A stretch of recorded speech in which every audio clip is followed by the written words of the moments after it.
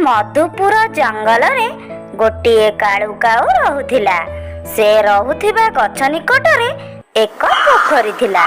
सेही पोखरी रे झुमुरी बेंगटिए रहुथिला।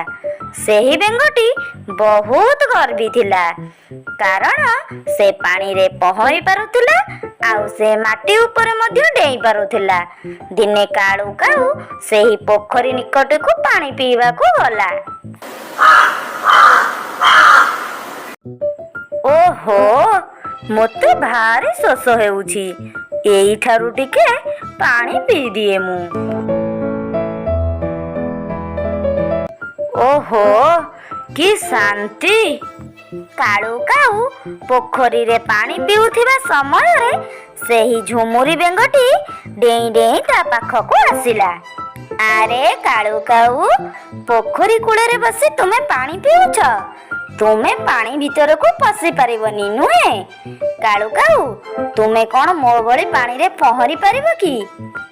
ना झुमुरी बेंग, मु तुम भली पानी रे पहरी पारिबी नाही।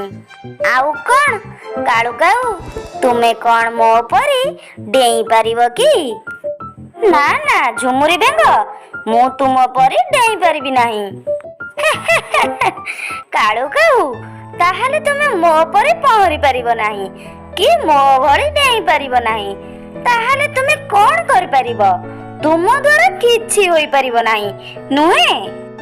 तू ठीक कहूछु झुमुरी बेंग, मु तो परी डेई पारिबी नाही कि तो परी पानी रे पहरी पारिबी नाही, किंतु मु चाली पारे आउ उड़ी पारे।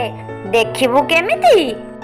कालू काऊ झुमुरी बेंग को एहा कही तार थंटरे सेही बेंग को धरी उड़ी चली गला। काहे केते दूर, तापरे एक गछ ऊपर बसी सेही बेंग को खाई देला।